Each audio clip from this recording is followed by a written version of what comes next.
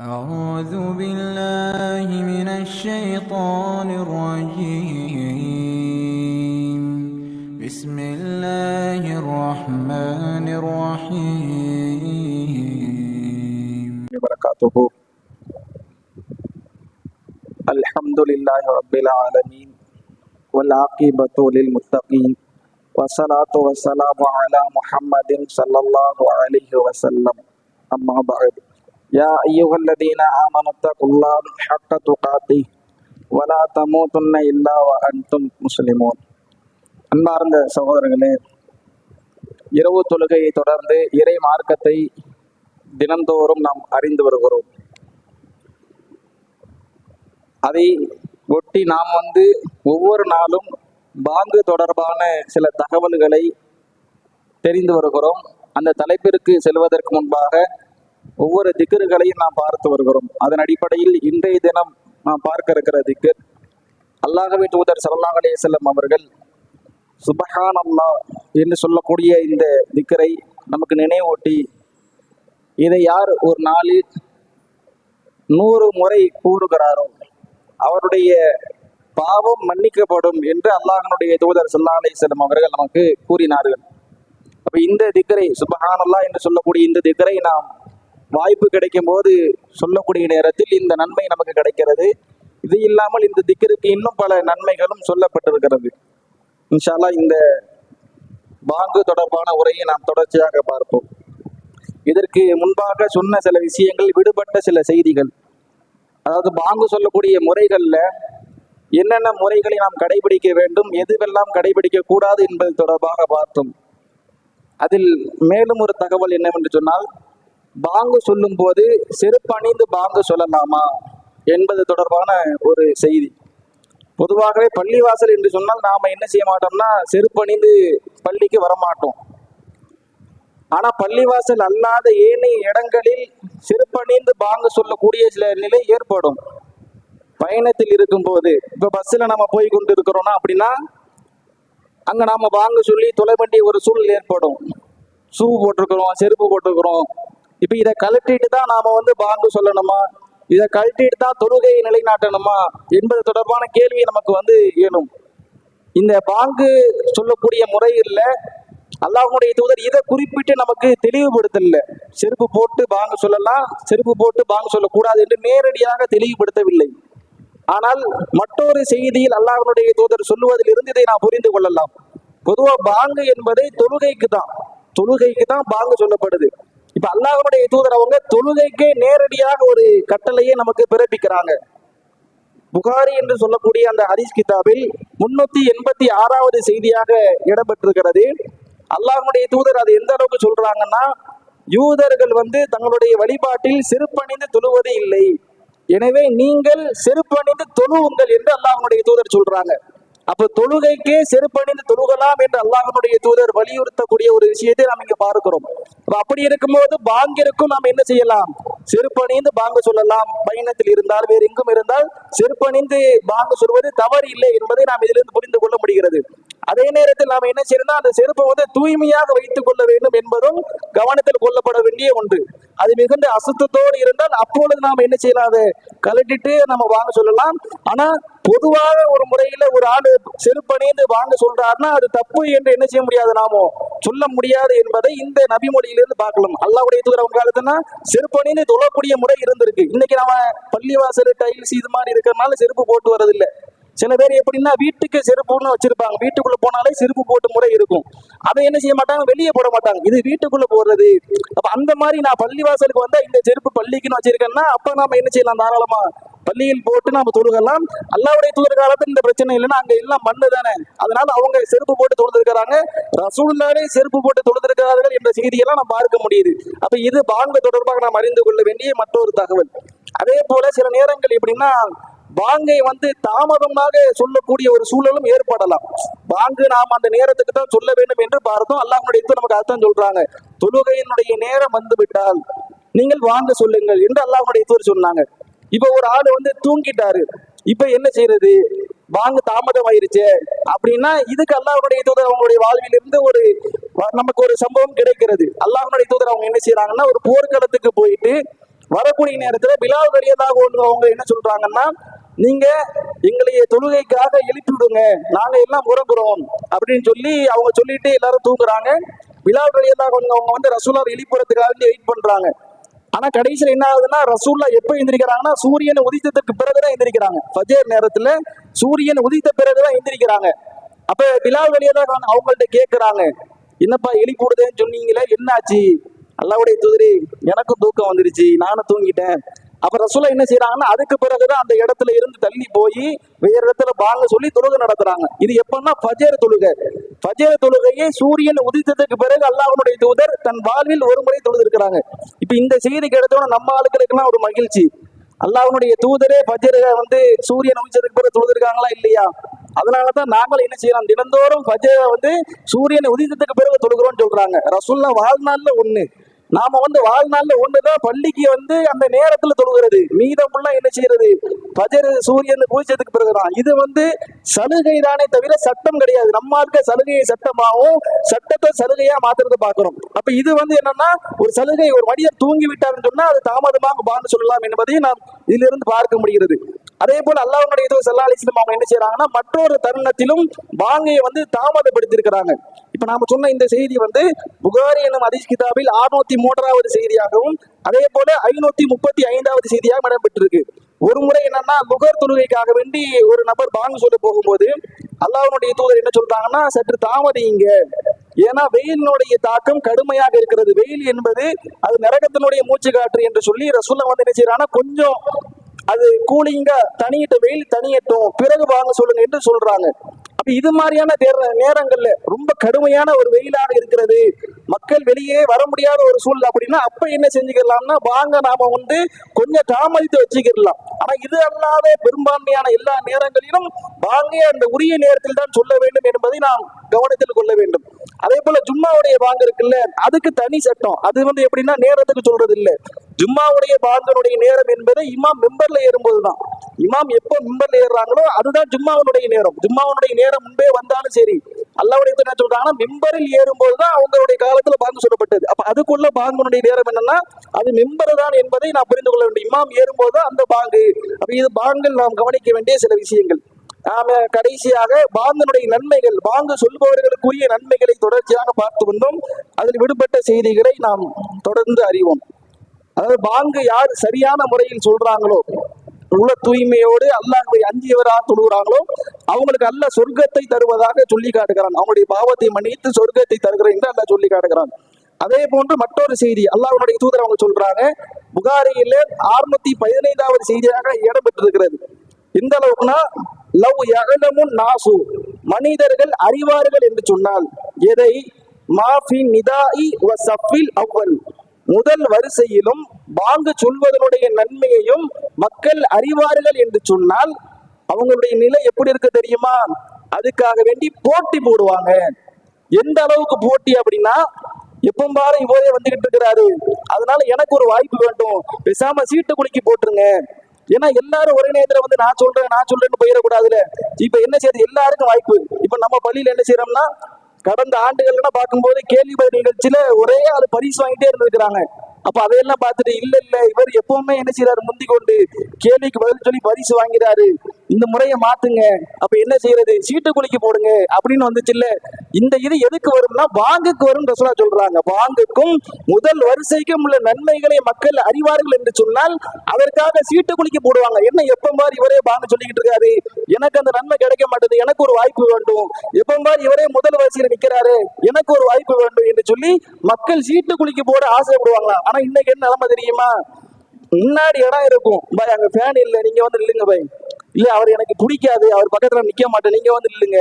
முதல் வரிசையில இடம் இருக்கும், இவங்க சொல்ற காரணம் அவர் எனக்கு பிடிக்காது, அவரோட பேச மாட்டேன், ஃபேன் இல்ல, காத்து இல்ல, ஜன்னல் இல்ல, சேர இங்கதான் போடணும் என்று சொல்லி இப்படி முதல் வரிசையை வந்து அலட்சியப்படுத்துறத பாக்குறோம். ஆனா ரசூலா என்ன செய்யறாங்கன்னா முதல் வரிசைக்கு போட்டி போடுவாங்க. ஏன் போட்டி போடுவாங்கன்னா அதனுடைய நன்மை என்ன, ரசூலா சொல்லல, ரகசியம் வைக்கிறாங்க. அது தெரிஞ்சா நீ போட்டி போடுவ, சொல்ல மாட்டேன். ரசூலா எப்படி சொல்றாங்கன்னா அது தெரிஞ்சா அதுக்கான போட்டி வந்துடும், சொல்ல மாட்டேன். அதுக்கு என்ன நன்மைனாலும் இருக்கலாம், சொர்க்கத்தில் உள்ள இன்பம் எவ்வளவு நாள் இருக்கலாம், அதை நான் சொல்லவில்லை என்று சொல்லி அதை ரகசியமாக பொக்கிஷமா அல்லாஹ்வுடைய தூதர் பொத்தி வச்சிருக்கிறாங்க. அந்த நன்மை சொல்லப்படவில்லை. அப்ப பாங்கு சொல்றதுக்கு எந்த அளவுக்கு நன்மை பாருங்க. இன்னைக்கு நிறைய பேர் என்னன்னா கேட்பாங்க, நான் பாங்க சொல்லட்டா அப்படின்னு சொல்லி சில பேர் கேட்பாங்க. பெரும்பான்மையான மக்கள் போய் பாங்க சொல்லுங்கன்னு சொன்னா கூட என்ன செய்யறது இல்ல, போறது கிடையாது. அப்ப நாம என்ன செய்யணும்னா அதுக்கு ஆர்வப்பட வேண்டும். சில பேர் எப்படின்னா இல்லைங்க எனக்கு பாங்கு சொல்ல வராது இப்படின்னு சொல்றதான் பாக்குறோம். அப்ப பாங்கு சொல்ல வராது என்று ஒரு மனிதர் சொல்ல முடியுமா? இதெல்லாம் சொல்லவே முடியாது, சொல்லவே கூடாத வார்த்தைகள்ல ஒன்று. எனக்கு பாங்கு சொல்ல தெரியாது. அப்பெல்லாம் இவங்க பாங்கிலே இந்த நிலைமை என்றால் தொழுகையில் என்ன வைப்பாங்க?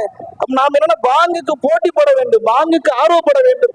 இது இந்த நபிமொழியிலிருந்து நமக்கு தெரிகிறது. எனவே நாம என்ன செய்யணும், அந்த பாங்குக்காக ஆர்வப்படக்கூடிய ஒரு நிலையில இருக்கணும். அதே நேரத்தில் இன்னொன்னு நம்ம கவனிக்கணும் என்னன்னா, பாங்குக்குன்னு ஒரு ஆளை நியமிச்சிருப்பாங்க. அப்ப அவரை போய் என்ன செஞ்சு கூடாதா, இல்லை இன்னைக்கு நான் சொல்லுன்னு அவர் தள்ளி விட்டுட்டு அவர்கிட்ட அனுமதி இல்லாம நாம போய் நிக்க கூடாது. ஏன்னா ஒரு ஆளை நியமிச்சிருக்கும் போது அவங்க ஏன்னா ஒரு இடத்துல பொறுப்பாளியாக இருக்கும்போது அவருடைய அனுமதி என்று அங்க போய் நம்ம என்ன செய்யக்கூடாது, உரிமை கொண்டாடக்கூடாது. அப்ப அவர்கிட்ட அனுமதி கேட்டு போகலாம். அந்த அனுமதியோடு நாம் என்ன செய்யணும்னா அந்த வாய்ப்பை பயன்படுத்திக் கொள்ள வேண்டும் என்பதையும் இந்த நபிமொழியிலிருந்து நாம் அறிந்து கொள்ள முடிகிறது. அடுத்ததாக இதெல்லாம் பாங்கு சொல்லக்கூடியவங்களுக்கு சொல்லப்படக்கூடிய நன்மை. அடுத்து பாங்கு சொல்றவங்களுக்கு பதில் சொல்றவங்களுக்கு உள்ள நன்மை அதையும் அல்லாஹ்வுடைய தூதர் ஸல்லல்லாஹு அலைஹி வஸல்லம் அவங்க சொல்றாங்க. இதா கால முஅத்தினு அல்லாஹு அக்பர், முஅத்தின் என்பவர் அல்லாஹ் அக்பர் என்று சொன்னால், அதாவது அல்லாஹ் அக்பர் என்று சொன்னால் நீங்களும் அல்லாஹ் அக்பர் என்று சொல்லுங்க. அஷ்ஹது அல்லா இலாஹ இல்ல என்று சொன்னால் நீங்கள் அவங்க சொல்றதை போட்டு சொல்லுங்க. அதே போல ஹய்ய அலல் ஸலாஹ் ஹய்ய அலல் ஃபலாஹ் என்று சொன்னால் நீங்க லா ஹவுல வலா குவத்த இல்லா பில்லாஹ். இதுல சில பேர் கேள்வி கேட்டாங்க, லா ஹவுல வலா குவத்த இல்லா பில்லாஹில் அலீல் அலீம்ல இருக்கு, நீங்க ரெண்டு வார்த்தையை விட்டுட்டீங்க, அந்த வார்த்தை இல்ல. ஆனா என்னன்னா அது எக்ஸ்ட்ரா சேர்த்து சொல்லுவாங்க. அது முதலேஜான வார்த்தை. அந்த வார்த்தையை அல்லாஹ்வுடைய தூதர் சொல்லி தரல. இவங்கள என்ன செய்வாங்கன்னா அந்த வார்த்தையை இதுல சேர்த்துக்குருவாங்க. இங்க சொல்லப்படுறது என்னன்னா லா ஹவுல வலா குவத்த இல்லா பில்லாஹ் என்பதோட முடிஞ்சிருச்சு. அதையும் நம்ம கவனிக்கணும். இது அல்லாஹ்வுடைய தூதர் சொல்லி தராங்க. இப்படி இமாம் என்ன சொல்றாரோ, அதாவது முஅத்தின் என்ன சொல்றாங்களோ, பாங்கு சொல்லுபவர் என்ன சொல்றாங்களோ அதை நீங்கள் மீண்டும் என்ன செய்யுங்கன்னா உபயோகப்படுத்துங்கள், பயன்படுத்துங்கள் என்று சொல்றாங்க. இதை சொல்லிட்டு அல்லாஹ்வுடைய தூதர் அந்த வார்த்தையில இறுதியாக சொல்றாங்க, மின் கல்பிகி, யார் இதை தன்னுடைய உள்ளத்தில் இருந்து உளப்பூர்வமாக சும்மா பேருக்குன்னு சொல்றது இல்ல, இந்த வாசகங்கள் எல்லாம் உண்மையாக மனதார யார் தன் உள்ளத்திலிருந்து வெளிப்படுத்துகிறாரோ தஹலல் ஜன்னா, அந்த மனிதர் சொர்க்கத்தில் நுழைந்து விட்டார். பாங்கு சொல்றவருக்கு சொர்க்கங்கிறது ஒண்ணு, பாங்குக்கு நீ பதில் சொன்னாலே சொர்க்கம். பாங்கை நீ பதில் சொல், அவங்க அல்லாஹ் அக்பர் என்று சொன்னால் நீ அது போல சொல், நீ சொர்க்கத்தில் நுழைந்து விட்டாய் என்று அல்லாஹ்வுடைய தூதர் சொன்னாங்க. இன்னைக்கு இந்த நபிமொழியை நடைமுறைப்படுத்துவதற்காக நிறைய மக்கள் என்ன செய்வாங்க தெரியுமா, பயான் பேசும்போது பயானையை நிப்பாட்டிடுவாங்க. பாங்குக்கு பதில் சொல்லணும்ல, பயான நிப்பாட்டிட்டு பயான் பேசுறவரு அமைதியாகணுமா. ஆனா கீழே உள்ள மக்கள் என்ன செய்வாங்க, அவங்க பேசிக்கிட்டு இருப்பாங்க. பயான் பேசக்கூடாது. பயான் பேசினா என்ன செய்யறது, என்ன பாங்கு சொல்லும் போது பயான் பேசுறீங்க, பேசக்கூடாது. சரி பாங்கு சொல்லுமோ பயான் பேசக்கூடாது. நீங்க கீழே என்னப்பா செய்றீங்கன்னா அவங்க பேசிட்டு இருப்பாங்க, பதில் சொல்ல மாட்டாங்க. இன்னைக்கு பெரும்பான்மையான இடங்கள்ல பாக்குறோம் பாங்குக்கு பயான் நிப்பாட்டப்படுது. நிப்பாட்டப்பட்ட யாராவது ஒரு ஆள் அதுக்கு பதில் சொல்றாங்களா, அந்த பாங்குக்கு பதில் சொல்றாங்களா? கீழே உட்கார்ந்து என்ன செய்யறதுன்னா கமாண்ட் அடிச்சுக்கிட்டு இருக்கிறது, பேசிக்கிட்டு இருக்கிறது, இதைத்தான் செய்யறாங்க தவிர பாங்குக்கு பதில் சொல்ல மாட்டேங்கிறாங்க. அப்ப நாம என்ன செய்யணும், பாங்கு சொல்லும் போது பேசக்கூடாதுன்னு கிடையாது, பாங்கு சொல்லும் போது பேசலாம்.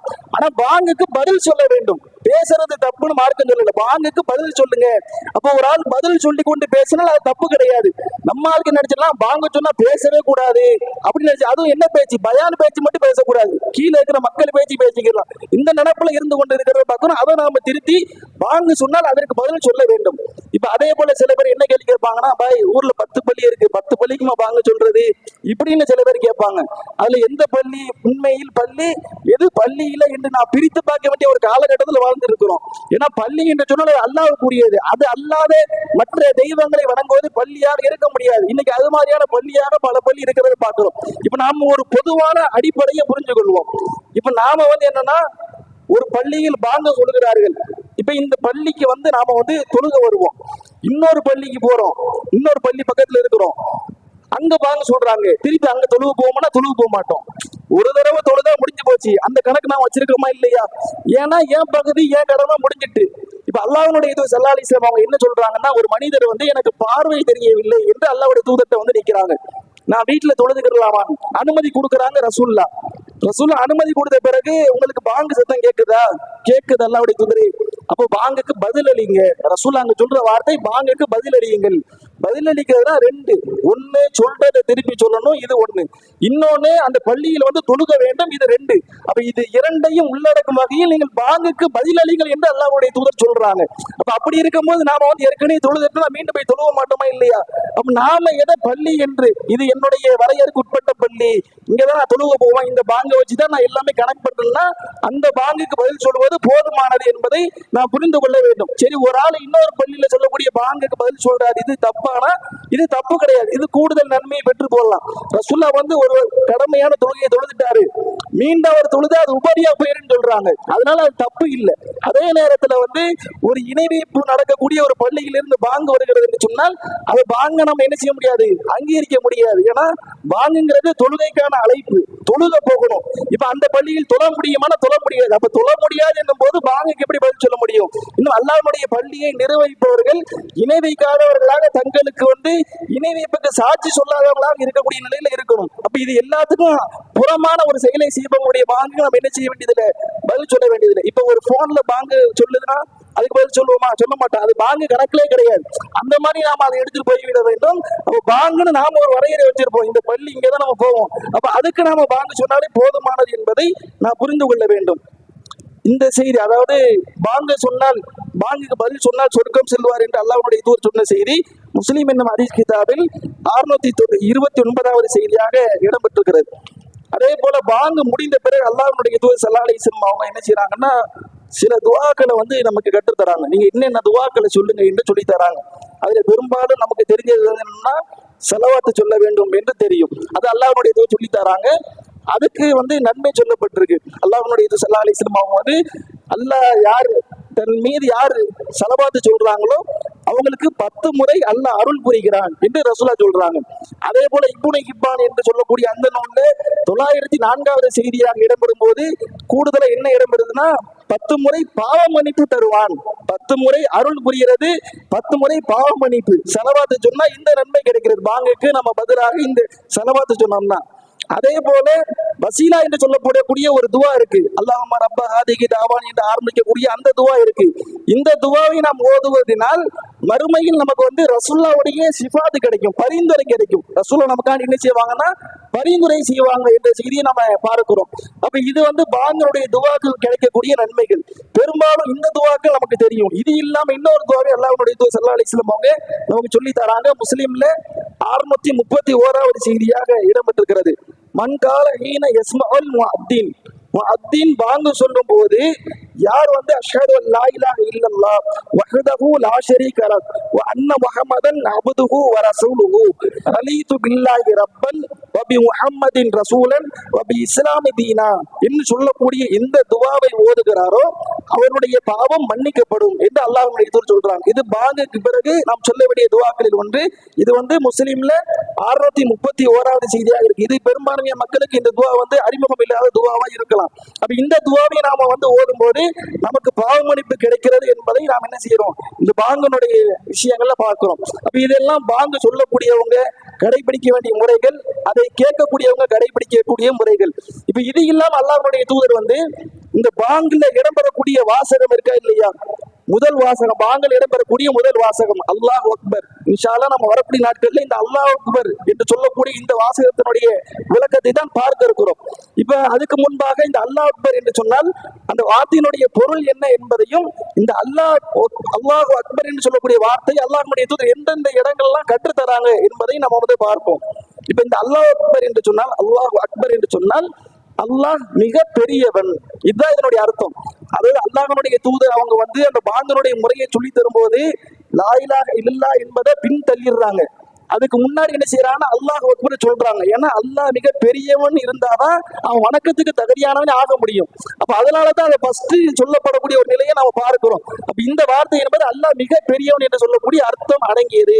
இதை வந்து தொழுகையில பாங்கல இதுல நாம எப்படி சொல்றோம்னா கிட்டத்தட்ட ஒரு நாளைக்கு 1000 தடவை ஒரு மனிதனுடைய வாயிலிருந்து அல்லாஹ் அக்பர் என்று ஒலிக்கப்பட்டு கொண்டே இருக்க வேண்டும். ஒரு நாளைக்கு ஒரு மனிதனுடைய நாவில். உதாரணத்துக்கு பாங்க சொல்றோம், பாங்கிலே கிட்டத்தட்ட எத்தனை வந்துருது? 6 கிட்ட வந்துருது. பாங்கு அதே போல இக்காமத்து, இது ரெண்டையும் சேர்த்தோம்னா 10. இப்ப நம்ம தொழுகையில தொழுகிறோம், ஒரு ரக்காயத்துல 6 தடவை அல்லாஹ் அக்பர் சொல்லிடுறோம், 2 ரக்காயத்துல 12. இதே வந்து 4 ரக்காயத்து இருந்துச்சுன்னா 24. இப்படி ஒவ்வொரு 5 நேர தொழுகையை எடுத்து பார்க்கணும். அடுத்து முன் சுன்னத்து பின் சுன்னத்து இதை எடுத்து பார்த்தோம்னா அந்த பாங்களே கிட்டத்தட்ட 200 தாண்டி இருக்கு. பாங்க தொழுகையிலேயே 200 வார்த்தைகள் அல்லாஹ் அக்பர் என்ற வார்த்தைகள்.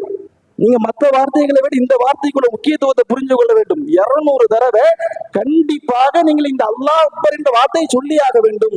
இது சொல்லி என்ன ரசூலை எப்படி சொல்றாங்கன்னா, தொழுகையினுடைய ஆரம்பம் என்பது தக்பீர் தான். தொழுகையினுடைய ஆரம்பம் தக்பீர், அதனுடைய முடிவு சலாம். அப்ப அந்த வார்த்தையை சொல்லிதான் ஆரம்பிக்கணும்.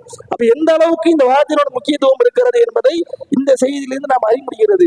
அதே போல அல்லாஹ்வுடைய தூதர் அவங்க தொழுகை முடித்த பிறகும் தக்பீர் சொல்லுவாங்க என்ற செய்தியை நாம வந்து பார்க்கிறோம்.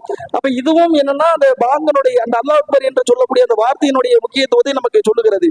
இது இல்லாமல் இன்னும் பல தருணங்கள் எப்ப எல்லாம் அல்லாஹ்வுடைய தூதர் நமக்கு வந்து அல்லாஹ் அக்பர் சொல்லி இருக்கிறாங்க. அந்த அல்லாஹ் அக்பர் சொல்லுவதால் நமக்கு கிடைக்கக்கூடிய நன்மைகள் என்ன என்பதை இன்ஷா அல்லாஹ் வரக்கூடிய நாட்கள் அறிந்து கொள்வோம். அஸ்ஸலாமு அலைக்கும் வரஹ்மத்துல்லாஹி வபரகாத்துஹு. வந்து கேள்வி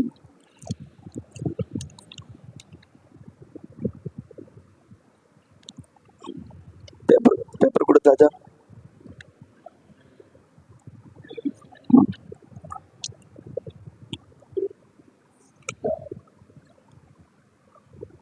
ஆண்களுக்கான கேள்வி. எந்தெந்த தருணத்தில் வந்து அல்லாஹ்வுடைய தூதர் அவங்க வந்து பாங்கை வந்து தாமதப்படுத்தியிருக்கிறாங்க, எந்த சூழல்ல தாமதப்படுத்திருக்காங்க? நம்ம 2 சம்பவம் சொன்னோம்.